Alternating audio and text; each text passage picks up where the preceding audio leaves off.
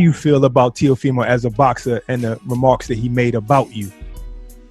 I mean, I think that he's a good boxer. I do think that him and Top Rank are trying to brainwash the fans, with this email thing.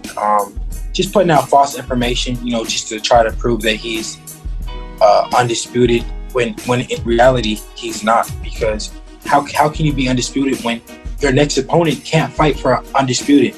So you're not undisputed. Your next opponent, if it's not Devin Haney, cannot fight for undisputed unless they go petition for it like he did. What makes me laugh is the fact that how do boxing fans nowadays allow that to even be spoken about, or even allow that to be talked about? Like, deep down in reality, the man is an email world champion, 2-time, not once but 2-time. And I don't. Look, if that fight tends to ever come about, that's just for bragging rights, honestly. That's really what it is, and it's just to, like I said before, even on the press conference or whatever, the post conference. Like I said before, if we fight, it's just for bragging rights for myself, just so I could even put more in the pot, and then, huh? I said a little icing on the cake. a little more icing on the cake, I should say. And then, just with this loss, me beating him the way I know I will beat him, a lot of people will forget about Devin Haney. So that's on him, man, if he wants his career to be short. All right. It seems like Teofimo Lopez has just managed to lose the black vote.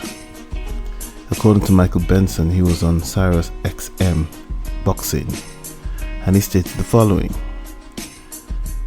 According to Michael Benson, let's quote Michael Benson. Michael Benson writes, Teofimo Lopez on Deontay Wilder. I think Wilder has had too much time on his hands. He needs to focus on his own damn self. Go back in the gym, get ready for a fight. Stop talking about a dent in your head.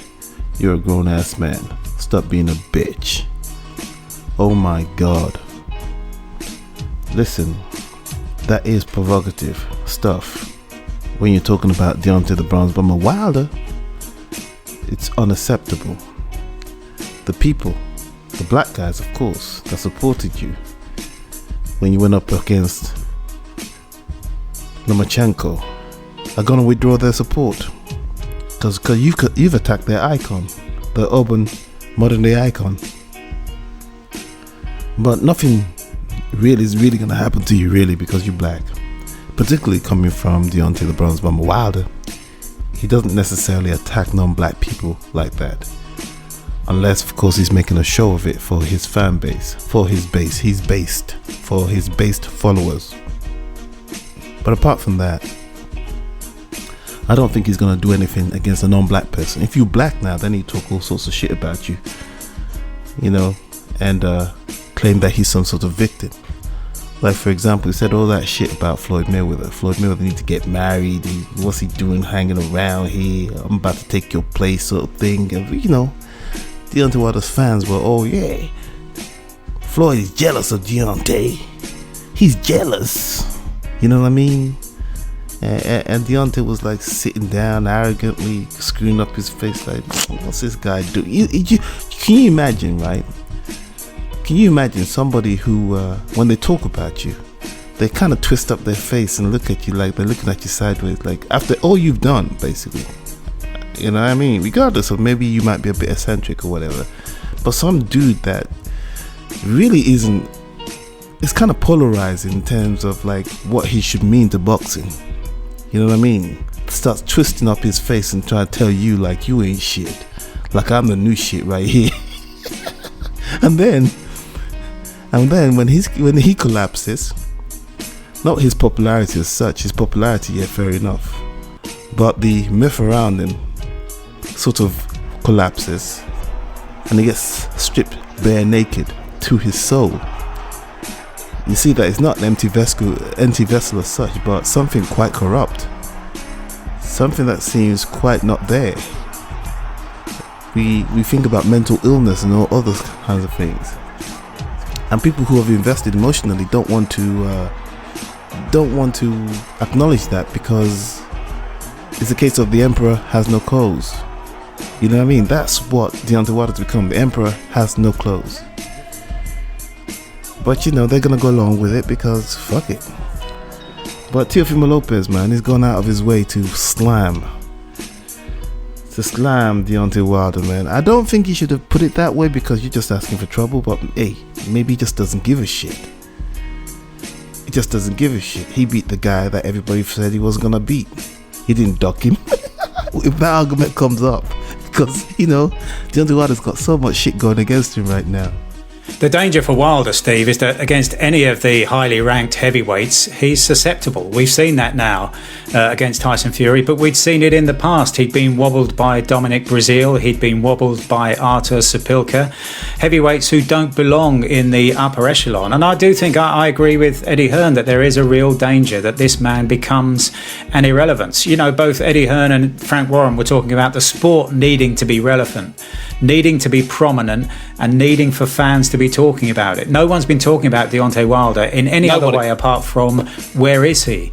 And so if we're going to be talking all of next year about one, maybe two fights between Anthony Joshua and Tyson Fury, we've spent a great deal of this podcast talking about Alexander Usyk.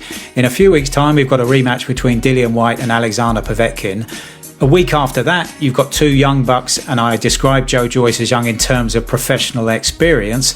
Daniel Dubois against Joe Joyce. There's so much happening at the top end of the heavyweight scene.